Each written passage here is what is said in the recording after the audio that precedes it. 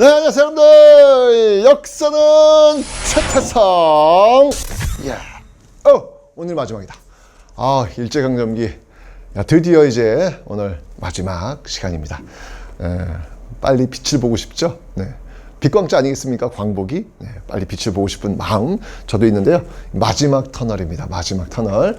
하지만 여러분들, 이 마지막 터널은요, 우리가 어떻게 저항했는지, 어떻게 희망의 그 싹을 틔우고 있었는지 그 모습을 마지막으로 또 한번 확인해보는 신나는 시간일 수 있습니다. 출발해 보시죠.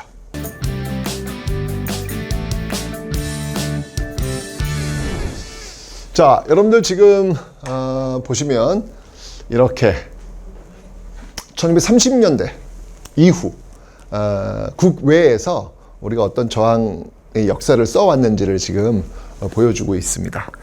일단 기본적으로 여러분들 1930년대 초반 이 항일 무장 투쟁부터 한번 볼게요. 여러분 지도를 이렇게 보시면 이렇게 지도 있잖니? 이렇게 있으면 여기에요. 여기 이제 만주 아니겠습니까? 그래서 이 북만주 지역, 그 다음에 남만주 지역.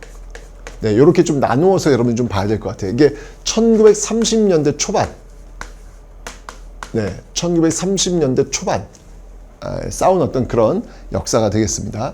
그래서 북만주 지역, 그 다음이 남만주 지역. 이제 여러분들 이렇게 봐야 되는데, 일단 여기서 제일 중요한 키워드가 있어요. 그게 뭐였냐면, 바로 한중연합작전이라는 겁니다. 이게 굉장히 중요한 키워드예요. 한중연합작전이라는 거. 중국과 하나가 되어서 일제에 맞서 싸웠다는 그런 내용인데, 왜 이게 중요하냐면, 여러분 1920년대 기억나요? 1920년대 항일무장투쟁. 1920년 항일무장투쟁을 보면 봉오동 전투, 청산리 전투, 자유시참변, 삼부통합. 삼부결성, 삼부통합으로 오잖아. 근데 그 삼부를 결성하는 그 이후에 일본이 중국 그 군벌과 손을 잡고 미스의 협정이라는 걸 체결해요.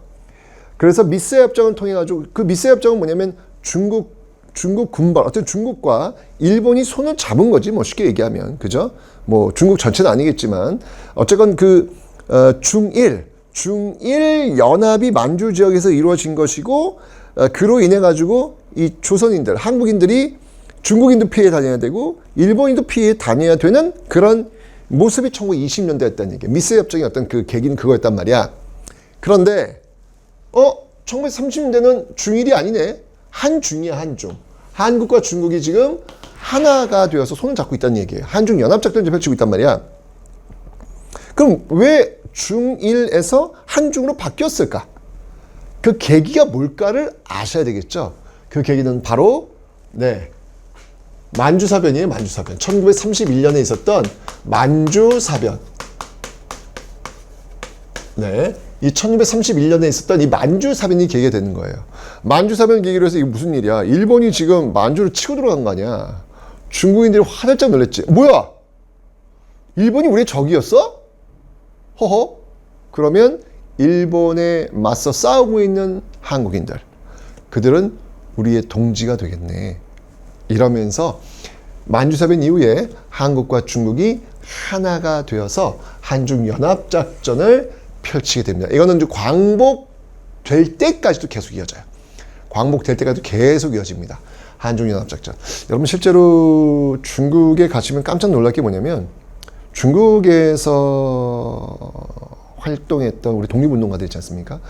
그 독립운동가들의 흔적들, 그 흔적들을 중국 정부가 어떻게든 보호하고 보존하려고 노력 많이 해요. 네. 가끔은 좀 부끄러울 때도 있어요. 우리도 못하는 거를 중국인들이 지금 해주고 있는 그런 모습도 없잖아 있습니다. 뭐 그런 걸 보면 그거 뭐 장사하려고 하는 거지, 뭐 한국인 관광객 유치하려고 하는 거지, 뭐 이렇게 접근할 수도 있어요. 그런데 저는 그런 접근보다는 어쨌건 그거를 보호할, 아니 왜냐면 제가 놀란 게 뭐냐면 임시정부 요원들이 묵었던 숙소가 있어요. 숙소가 있는데 제가 거기 촬영을 한번 갔었는데 거기가 그냥 아파트촌으로 그냥 다 밀어버리는 거예요. 거기 굉장히 비싼 땅덩어리거든요. 저쪽 충칭 쪽에. 그게 그 독립운동가 숙소 마지막 촬영이겠구나라는 생각이 들었어요. 여러분 생각해 보세요. 엄청난 아파트 촌이 들어섰는데 거기에 아주 초라한 그냥 함석집이에요, 함석집. 보기도 솔직히 외양도 안 좋아. 그거 우리면 어떡할 것 같아요? 그것도 우리나라 유적지도 아니면 이게 중국 독립운동가가 우리나라에 와가지고 집 하나 지어놓고 거기서 독립운동 했어. 근데 우리 거기다 아파트 지을 거야. 그거 어떡할 거야? 뭘 어떻게 밀어버리지 뭐. 우리 것도 우리는 밀어버리는 스타일인데. 그리고 제가 몇 년 뒤에 다시 촬영했는데 너무 놀라운 일을 봤어요. 아파트촌 들어왔어. 들어왔는데 그 독립운동가의 그 숙소만 이렇게 그러니까 이거 대박.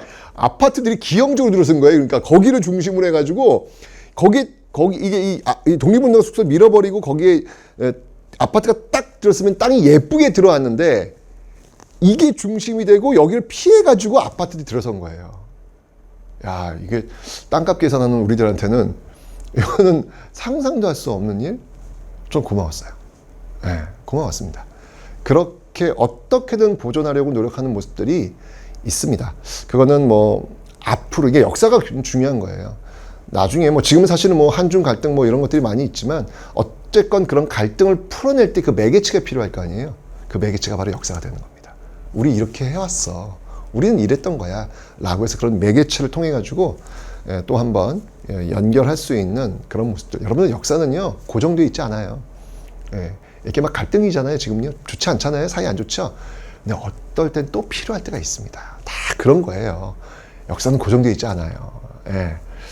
자, 어쨌건 바로 그런 한중연합작전이 이 만주사변 계기로 해서 전개가 되고 있다라는 거 봐주시면 되겠습니다. 그래서 북만주 지역에는요 한국 독립군 지청천 장군이 이끌었던 한국 독립군이 활동을 했고요. 남만주 지역에서는 조선혁명군, 양세봉 장군이 이끄는 조선혁명군. 그러니까 여러분 기억해 둘 게 뭐냐면 1920년대 독립군들 뭐 기억하라 그랬죠? 대한독립군, 홍범도의 대한독립군, 김좌진의 북로군정서 2개 기억하라 그랬잖아요. 그죠?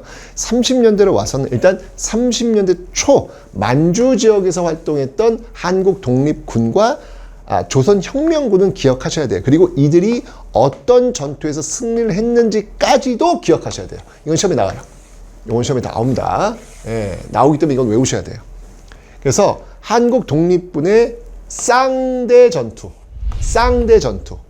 쌍성보 대전자령 전투, 쌍성보 대전자령, 쌍대 전투, 대전자령 쌍성보 전투. 여기 한국 독립군이에요. 한국 광복군 아니야. 한국 독립군이야. 미안해. 비슷해 이름들이 다. 근데 뭐 어떡하겠어. 싸우는데 그 당시 쓸 수 있는 이름들이 별로 없어. 한국, 조선, 독립, 광복 뭐 있어? 없어. 이게 돌려가면 쓰는 거야. 이게 자꾸. 그러니까 알아야 돼. 어쩔 수 없어요. 한국 독립군의 지청천. 근데 여러분 기억할 게 뭐냐면 이 지청천 장군은 1940년대 한국 광복군을 이끄는 인물이기도 합니다. 같은 인물이에요. 선생님. 한국 독립군의 지청천이 왜 또 40년대 또 나와요? 같은 인물이에요. 자, 한국 독립군 대전자령 쌍성보 전투. 그 다음에 남만주 지역의 양세봉의 이 조선혁명군 영흥전투, 영릉과 흥경성 전투. 영흥 지역 있잖아요. 그냥 영릉과 흥경성 전투, 영흥 전투. 그래서 요거는 여러분들 기억해 주셔야 돼요. 30년 초반에 있었던 전투입니다. 자, 그러다가 만주사변이 일어났다 그랬잖아요. 만주사변이 일어나면서 이 만주 지역에 만주국이라는 괴뢰국이 들어와. 이 만주국이라는 괴뢰국이 들어오면서 사실은 여기서 더 이상 활동하기가 어려워졌겠죠. 그래서 이 부대들이 이제 흩어지는 거예요. 일부가 어디로 들어오냐면 바로 여기 지금 이제 만리장성이야. 일부가 만리장성 이남. 이거를 뭐라고 하냐면 이거를 관내, 중국 관내, 만리장성 안쪽 관내 지역이라 그래요. 관내. 그러니까 이제까지는 이제 이 만주 지역에서 활동한 거고요. 중국 관내 지역에서 어떤 활동들이 있었는지를 한번 보자는 얘기예요. 자, 이제 중국 관내 지역으로 왔습니다. 만주 지역에서 중국 관내 지역으로 왔는데 일단 여러분 여기서 기억해야 될 조직이 있어요. 그 조직이 뭐냐면 바로 이 민족혁명당이라는 조직입니다. 민족혁명당. 자, 이 민족혁명당을 이끌고 있었던 인물이 누구였냐면요. 바로 의열단 원들이 주축이 돼요. 의열단 누가 만들었죠, 여러분들? 김원봉. 네, 맞습니다. 그 김원봉이 중심이 되어가지고 민족혁명당을 만듭니다. 왜냐면 1920년대 의열 투쟁을 많이 했잖아요. 근데 이 의열단이 이제 어떤 판단을 하냐면 총을 쏘고 폭탄을 투척했는데 변한 게 별로 없는 거예요. 왜? 또 새로운 사람이 오고 또 새로운 건물이 들어서는 거야. 그래서 이렇게 개별 투쟁으로는 한계가 있다. 이제부터는 당을 만들고 군대를 만들자. 개별적 투쟁이 아니라 조직적 투쟁을 하자라고 노선이 바뀌어요. 그래서 개별적 투쟁의 의열단에서 이제 당과 군대를 만드는 조직적 투쟁으로 가는 거예요. 그게 바로 민족혁명당이라는 겁니다. 20년대는 개별적 투쟁 의열단이었고요. 30년대 와서는 조직적 투쟁, 바로 민족혁명당이 결성이 되는 배경, 이렇게 바뀌는 거예요. 자, 이러면서 이제 여러 조직들 또 끌어모읍니다. 끌어모아서 만들어진 조직이 조선민족전선연맹이라는 거예요. 자, 이 조선민족전선연맹의 산하부대가 있어요. 그게 바로 조선의용대라는 겁니다. 이 조선의용대 역사적 의의는 뭐냐면 지금 만리장성 이남이에요. 이남. 여기 중국 영토예요. 여기서 만들어진 중국 관내 최초의 한인 무장 조직이라는 겁니다. 중국 관내에 만들어진 최초의 한인 무장 조직. 이것도 여러분들 참 놀라운 거죠. 여러분 생각해보세요. 우리나라 지금 이 안에 중국 군대를 만들겠대. 해줄 거야, 안 해줄 거야? 그러니까 이게 잠깐만 뒤집어 생각하면 이런 물음표를 던진다니까요, 이게요. 이게 지금 한중연합작전이라고 하는 어떤 그 연장선상에서 이걸 허용을 해준 거예요. 오케이, 너희들이 그러면 조직 만들어가지고 우리 같이 싸우자 라고 해서 중국 관내 최초의 한인 무장 조직이 조선의용대가 결성이 되고 있다라고 하는 걸 여러분이 기억해 놓으시면 되겠습니다. 자, 그래서 여러분들 다시 한번 1930년 초반 만주 지역에서 기억할 게 한국 독립군 그리고 조선혁명군이 있다 그랬죠. 자, 이제 30년대 중반 이후로 와서 조선의용대가 있습니다. 우리 지금 3개 공부했어요. 조선의용대. 자, 그런데 이 조선의용대가 만들어지고 나서 이후에 여러분들 기억나요? 상하이에 대한민국 임시정부가 지금 있었잖아. 근데 상하이의 대한민국 임시정부가 더 이상 상하이에서 활동할 수 없게 된 계기가 있다. 그게 뭐였냐면 바로 김구가 만들었던 한인 애국단, 이봉참, 일본의 폭탄 투척, 천황한테 폭탄 투척, 그리고 윤봉길, 상하이 헝꺼공원 폭탄 투척. 그죠? 상하이 헝꺼공원에서 이 윤봉길의 폭탄 투척이 성공을 하면서 사실상 더 이상 상하이에서 활동하기 어려워진 거죠. 그러면서 이제 이동을 해요. 근데 이동을 할 때도 역시 마찬가지로 그냥 외로운 이동은 아니고요. 중국 국민당 정부가 전폭적으로 후원을 해줘요. 그래서 이동을 해가지고 어디에 들어올 수 있도록 해주냐면은 충칭. 예, 여러분 허거로 유명한 곳. 예, 충칭으로 올 수 있도록 해줍니다. 자, 그러면서 이 중국 국민당 정부 지원하에 이제 충칭 시대가 열리는 거예요. 충칭 시대. 여기에 와가지고 대한민국 임시정부도 이제 당을 만들어요. 이게 이런 게 뭐냐면, 여러분 지금도 이제 대한민국 정부가 있고, 정부의 여당이 있지 않습니까? 그 당이 있잖아요. 그러니까 뭐냐면 이제 새로운 시대에 대한 그 건설, 새로운 어떤 시대에 대한 어떤 그 준비가 필요했던 거예요. 그러면 이제 당이 있어야 되고, 정부를 만들려면 당이 있어야 되고, 또 이제 군대도 있고, 어떤 그 꼴을 갖춰야 되는 것이죠. 그 모습이 충칭 시대에 와서 만들어지는 거예요. 그래서 한국 독립당이 있고요. 그 다음이 건국강령이라는 걸 이제 만듭니다. 왜냐면 이제 분명히 이제 보니까 이제 일본이 지금 이 전쟁의 수렁에 빠졌어. 37년 중일전쟁, 41년 태평양 전쟁. 야, 이거 얘는 망하겠다, 얘는. 이게 보이는 거예요. 그러면 이제 망했을 때 우리가 나라를 어떻게 세울 거야 되는 비전이 있어야 될 거 아니야. 그래서 건국강령이라는 걸 만듭니다. 근데 이 건국강령을 보면 조소왕의 삼균주의가 투영이 돼요. 이 삼균주의는 뭐냐면 교육에 있어서의 평등, 경제에 있어서의 어떤 평등, 정치에 있어서의 평등, 굉장히 사회주의적 성격이 강해요. 예, 그러니까 이런 어떤 그 요소들. 그러니까 왜냐면 이게 일제강점기에 싸웠던 두 축이 뭐냐면 민족주의 진영과 사회주의 진영 이 두 축이 싸웠잖아요. 같이 싸웠잖아요. 그러니까 당연히 이 둘의 어떤 의견이 조율이 된 그런 어떤 모습들이 담길 수밖에 없는 거예요. 그러니까 사회주의 쪽 의견도 반영이 될 수밖에 없는 것이죠. 그래서 이 삼균주의, 평균이라고 하는 거예요. 평등이라고 하는 거예요. 그런 개념들이 꽤 많이 들어와 있어요. 그렇다고 해서 사회주의 국가를 만들자는 건 아니야. 제가 얘기했지만 민족주의 진영, 자본주의 진영과 사회주의 진영한테 그 요소들이 지금 같이 들어와 있더라라고 하는 거 건국강령. 그리고 산하부대가 바로 이 한국광복군. 이 한국광복군을 이끌고 있었던 인물이 지청천. 아까 여러분들 만주 괴뢰국이 세워지면서 만주 지역에서 활동하기 좀 어려워졌다 그랬잖아요. 이동을 한 거예요, 지청천은요. 그래서 여기에 대한민국 임시정부 산하부대였던 이 한국광복군을 이끌고 있는 것이죠.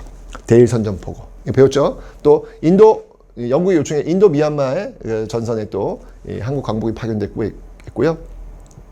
그 다음에 이제 OSS, 미국 OSS 그 부대와 함께 국내 진공작전을 준비하는 그런 모습들이 있었죠. 근데 여기서 여러분 기억할 게 뭐냐면 이 한국광복군의 중국과는 최초의 부대, 김원봉이 이끌었던 이 조선의용대의 일부가 합류한다는 사실이에요. 지청천과 김원봉이 이렇게 합류하게 된 어떤 그런 모습들이 보인다는 사실. 그래서 조선의용대 일부가 한국광복군에 합류했다는 사실을 기억하시고요. 나머지는 이쪽은 이제 사회주의 쪽으로 가요. 조선의용군에서 조선의용군, 조선의용대가 이제 조선의용군으로 이름을 바꾸면서 이건 사회주의 쪽으로 갔고요. 김원봉과 일부 세력들은 바로 이렇게 대한민국 임시정부 한국광복군에 합류하고 있더라. 자, 이게 지금 국외에서 지금 벌어지고 있는 모습들인데 1940년대 오면요. 이제 일제패망이 누가 봐도 보여. 누가 봐도 보이는 거예요. 국내에서도 준비합니다. 여운형을 중심으로 한 조선건국동맹이라는 조직을 만들어서 이제 일제패망 이후를 준비하는 모습도 보이고 있더라. 네. 일제가 이제 망하나 봅니다. 때가 오나 봅니다. 지금 국외, 국내 다 지금 일제패망 이후를 준비하고 있는 모습들 여러분 보셨죠? 자, 이제 그 일제가 패망하는 그날로 한번 떠나 보겠습니다.